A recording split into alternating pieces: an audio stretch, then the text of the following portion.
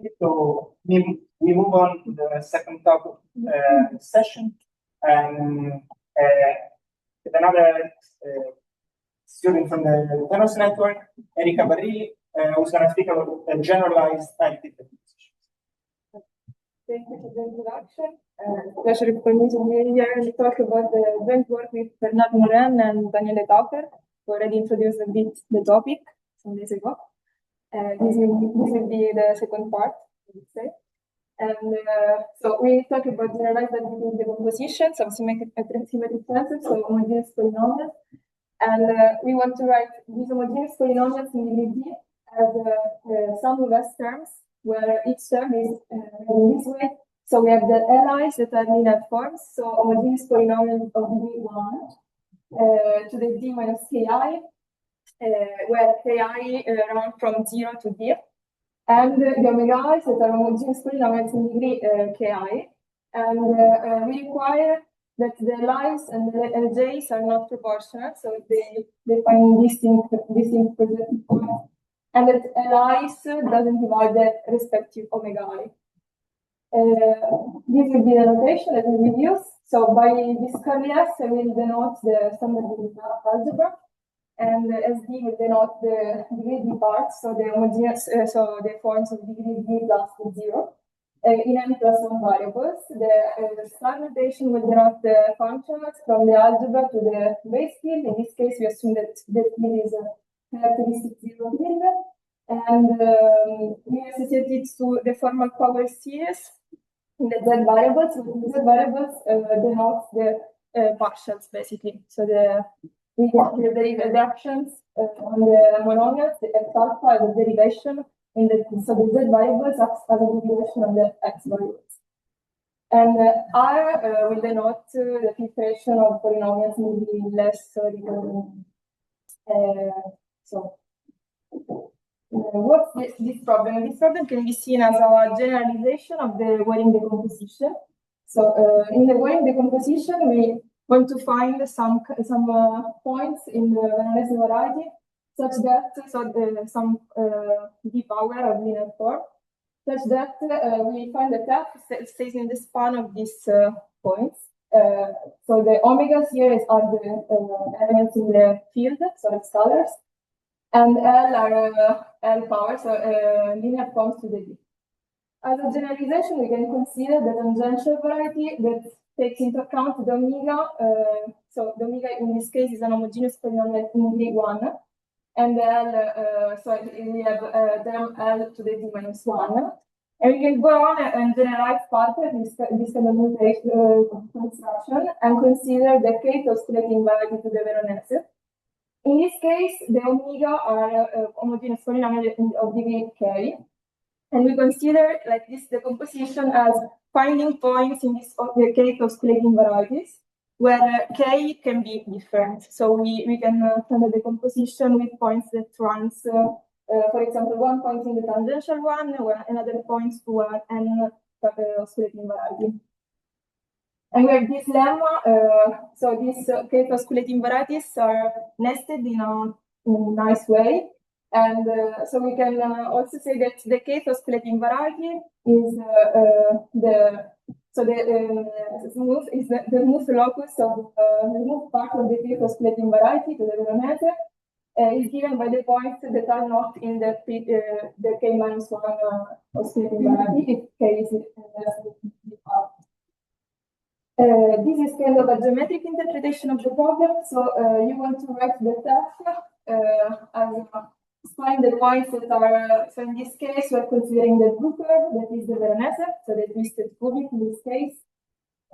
So we're considering that point, the point on the blue curve, this is the point omega 1, L1 to the fifth.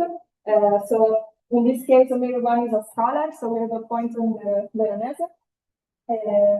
And the other one that is on the tangential surface, so the orange point, that is omega 2 L2 to the fourth. So we want to write F, the span of these 2 points that is supposed to be F is supposed to be the point in the middle, like this kind of construction. And we will use this notation where the Li's will be written as the CIX, where the CI denotes the coordinates, so the coefficients of the individual points, and the X will be the variables that are using okay. So we have already seen scenario store these objects, but we will define it again. So we can there is an extended Apollari lemma that we can take from the Cherubino-Kanev book, classical book. This kind of classical result that says that computing the guards is equivalent to finding some Apollari ideal in the unilateral graph, where the unilateral graph is made of the polynomials that fills up by derivation, basically. So this problem can be translated into finding an ideal, an Apollari ideal that defines F points whose components are contained in D minus Ki plus 1 subpoints. So our objective here is to refine this result and to give an explicit description of this ideal. So not just an inclusion, but to give exactly how to compute this ideal and how to find this kind of decomposition. And in the end, we will present the construction of this decomposition, what we intend by minimal GAD, so how we measure GADs, and we find the minimal rank 1, and I will present also an algorithm that computes this minimal one. Okay. To do that, so we need this apolarity theory, and so I define the apolar product of two homogeneous polynomial in degree D as so we can see them as a scaled sum of like if you consider each term of the monomial alpha, f alpha times g alpha, scaled by the multinomial coefficient to the -1, and take the sum of this. Or you can also see as you take one polynomial and you derive in the direction of the other one, and you scale by 1 over b. And we associate to f this functional f star in fb star by just computing the apolar product of this f times and the polynomial we're considering in this case. And the goal would be to see this f star not just as an element of SB star, but as a degree D part of a bigger functional defined in general in S star, so that this space. To do that, we consider this correspondence between the evaluation, functional, and exponential. So by this E, L, Z, we denote the evaluation in the coefficients of the L. So the L will be written as a linear form. The coefficients are CIs. So this exponential, if you apply it on another polynomial, we will evaluate the polynomial on the points of the L, so in the CIs.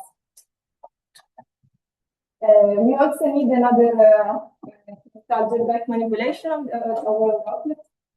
So if we consider the omega, the polynomial in degree, polynomial of degree k, and we consider our L, so we are considering just one term of the decomposition, omega L minus k. So we complete L to a basis of S1, so we find one n, and we prove in our paper that this choice of completion is not, so we can do any completion of this basis, and this construction will work. So we consider this omega j's, and we write the omega term as a sum. So we write it in the new basis, basically, as a combination of also the terms of life. And then we define the omega DLB as the same term above, but we put L equal to 1, basically. So we consider this omega DLB. This is an example on how we compute this kind of object. So we consider the omega is x plus y. The L, that is x minus z, that is the same term that I showed you in the picture before. And we complete by L by to form a basis of S1, so we use y and in this case. And we write omega in terms of this new basis. At this point, to get the object above, we put L equal 1, and we compute we scale it as before. So we obtain 1 plus 1 over 5 in y plus z. So you have some questions and the construction. Okay. So all this algebraic manipulation goes to an affine chart. So we define the homogenization degree as the map, the classical homogenization map. And the H0 sign will be the pullback of this operator that acts like on things that are not in degree, we homogenize in degree, and then a vector operator. And also by generic change of coordinates, since we are in a zero characteristic field, we assume by scaling omega and L that we have the first coordinates of the points equal to 1. And we consider the evaluation now in just the xi's with the xi's that starts from 1, in this case. And we prove this lemma that says that if we consider a term of the generalized additive decomposition, so you can see the F star, so that star that was the element I showed you before. You can see it as a degree D part of this bigger functional that depends on this object omega DLD that is constructed as I showed you before, times the evaluation in the CIs. And also check that can be seen as an affine version of F star. Can be seen as a truncation in degree less or equal than D that of this function that is written in terms of the CIs, the homogenized case. Okay. Now, what we are interested in to compute our decomposition is the inverse system. So the inverse system is defined as above. So we consider the omega DLD that we computed before, and we take all the polynomials, all the possible derivations of this polynomial, and we consider the vector space made of these derivations. At this point, we compute the dimension of this vector space, and the L rank of our term will be given by the dimension of this vector space. And as an example, in the same example as before, so we computed the omega DLD. And to compute the inverse system, we compute all the derivation of this object. We count the dimension of this vector space, and our rank L of omega will be 2, since we have 2 polynomials that span this vector space. Okay, so we also like to associate to the whole GAD. So until now we consider just one term of the GAD. Now we consider all the sum, so all the terms that's all the sums, and we associate the functional phi that is the sum of this kind of polynomial omega DLB times exponential. And the GAD rank of our F is additively defined as the sum of its L ranks for each term of the omega. So this will be our measure. So we will consider the minimal, so the composition that has the minimal rank, GAD rank for F. To compute this kind of decomposition, we need the anchor operator. So what is an anchor operator? If we consider the algebra, the K algebra A, and an element in the dual phi, we consider the anchor operator as the operator above. So that goes from the algebra to the dual algebra, and basically acts as like the product of Q. So first you multiply by Q, and then you apply the function on P times Q. And turns out that the kernel of this anchor operator is the annihilator of this phi. And so if we refer to this classical result of an polynomial exponential decomposition from moments of Bernard to relate the object that I constructed until now. So the polynomial exponential terms that are given by the product of one term. I don't know.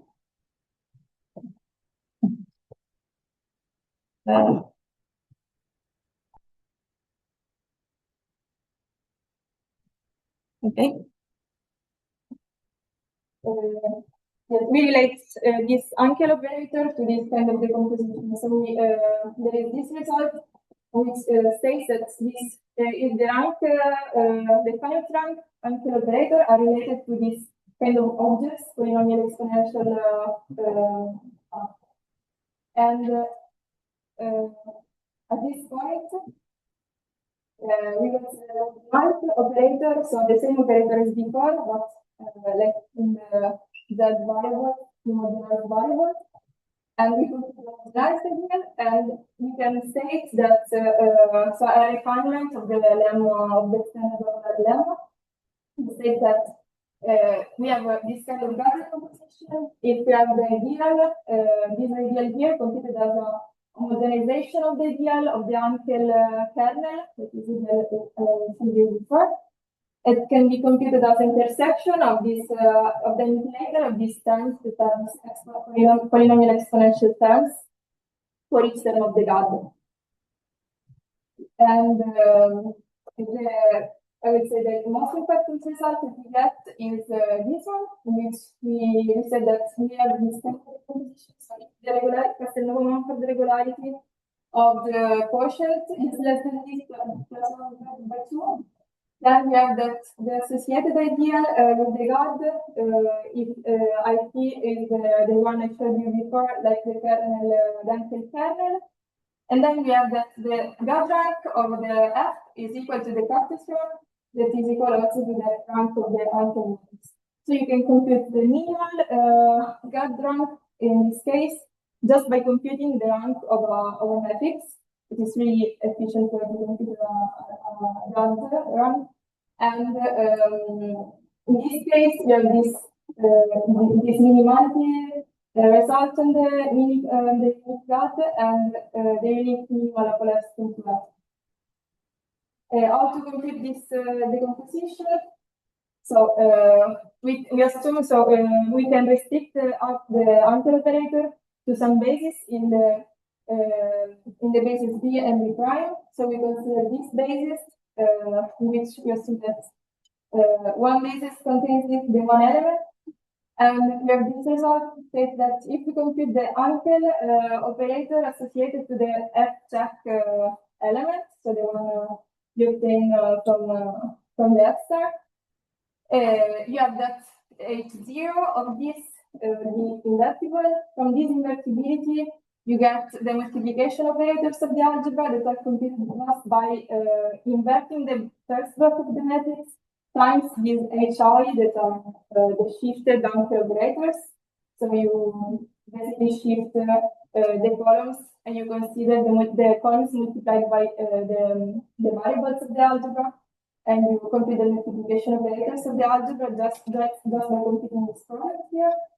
And you have that the rank of the Ankel matrix gives you the dimension of the whole algebra.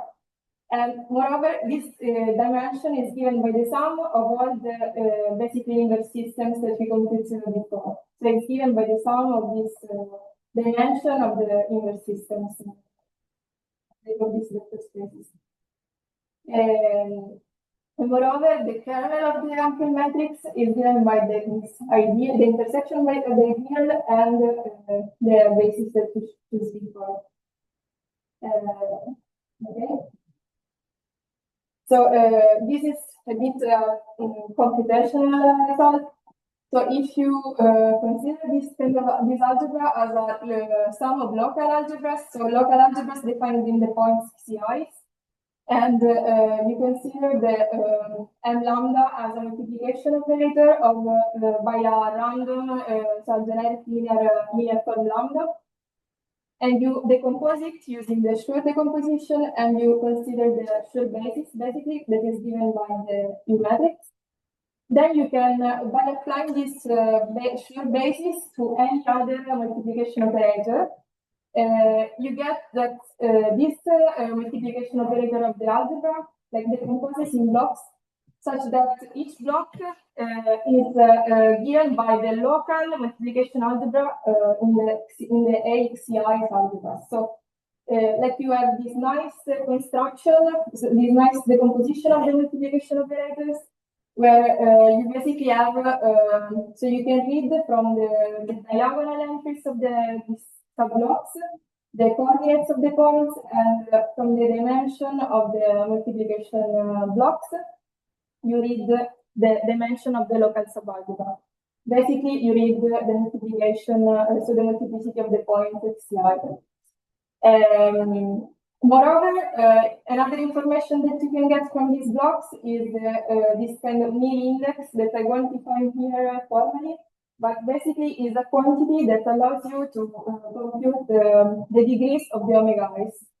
So the ki's are related to this mean index that we can compute by just, computation, we consider the blocks, we remove the diagonal entries, so we subtract by this GXIs times the density matrix, and we compute the least integer such that this matrix to the n to this integer gives you 0. At this point, we subtract 1 and we get the respective ki for the omega I from the 0. So this is the whole algorithm. So you start from just polynomial degree.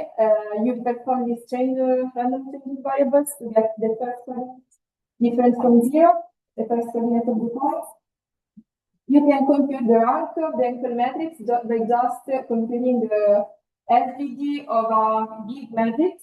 In this case, I will show you later that this is kind of a delicate step for the algorithm because you need to use a truncated SVD and you need to estimate the rank in a certain way.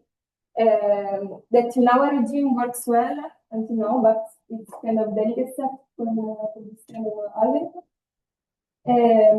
From the Henkel matrix, by using the theorem I showed you before, you can compute the multiplication matrices of the algebra by computing this h0 to the minus 1 times the hi's.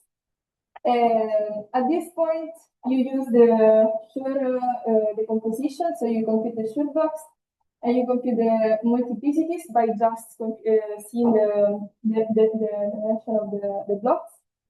And the diagonal entries will give you the points, so the xi's for each linear form. So at this point, you have the linear forms that are given by these xi's times the variables.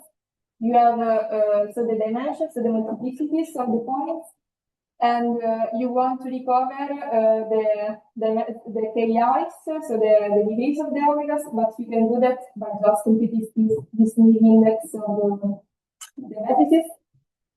And at the end, you are left with just computing the omega i's.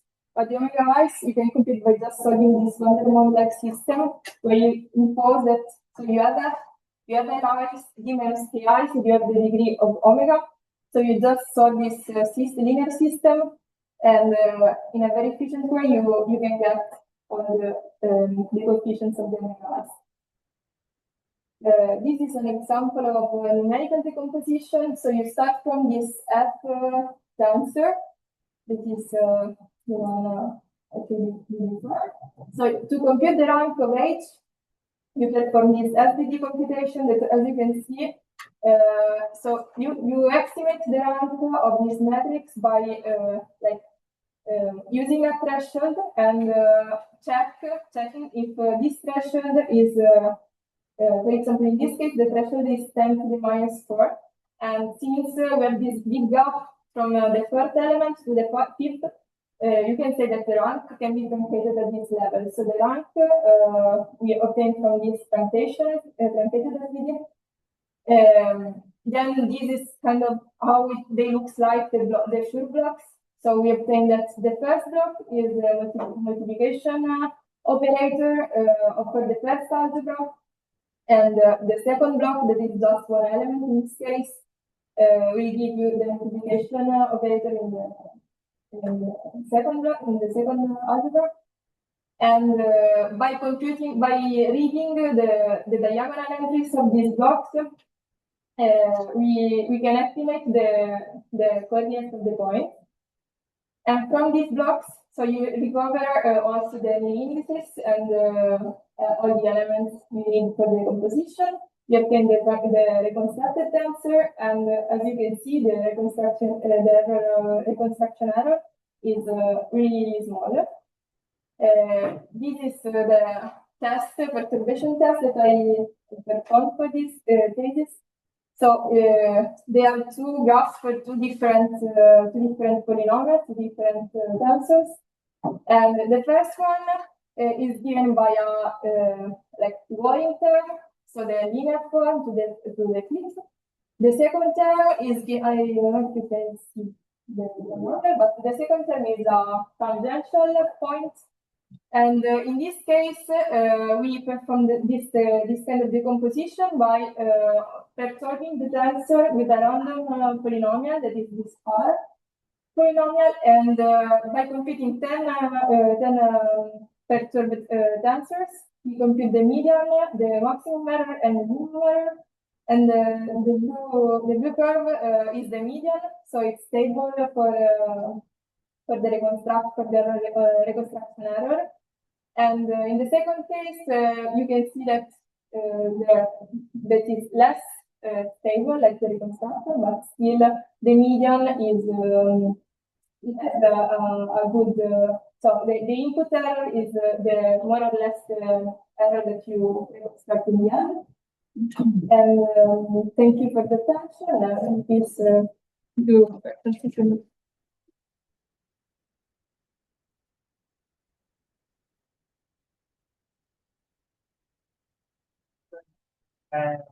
Anybody any questions?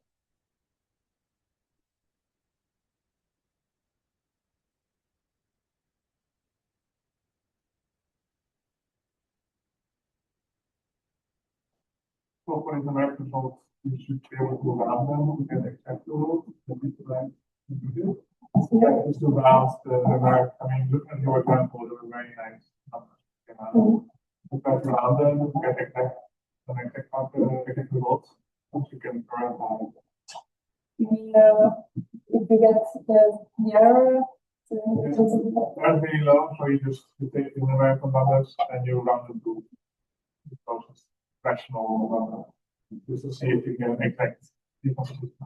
No, you don't. So you don't obtain exact composition. Yes, you get a really well.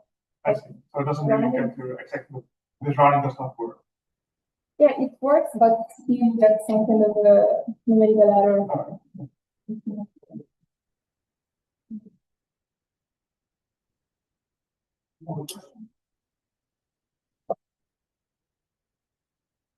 Yes. So do the omegas in the second position interpretation, or maybe some kind of weights that you add to the components, like You mean the numerical? exactly, since you so the system, so it's all about computing the components.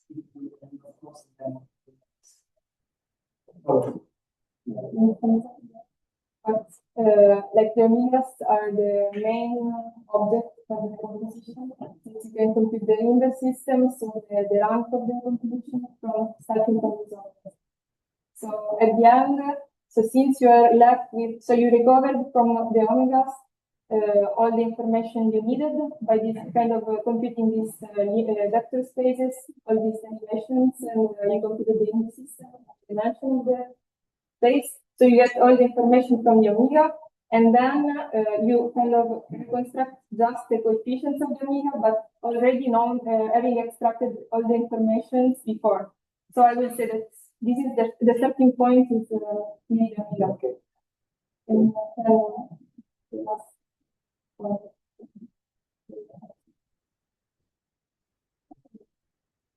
So here, how do you do set file? How do you go? How do you read the whole this? And in my experience, this is numerically. Yes, it's another feasible part. In this case, like here, so well, I will say here maybe. So from this multiplication matrices, so you perform the Schur decomposition, of the like linear, so of a random linear combination of the mice that is like you are doing this step of computing them n lambda. At this point, you obtain this kind of, so by using Julia, you directly obtain a list of eigenvalues of the Schur decomposition.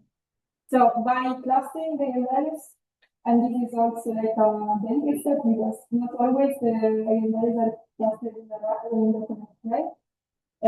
You obtain these blocks, so these clusters here. And by applying the eigenvalues to these multiplication operators, you kind of reflect the clustering of the eigenvalues on these multiplication operators. So it's really, the first step is really to make a good clustering of the eigenvalues of the multiplication.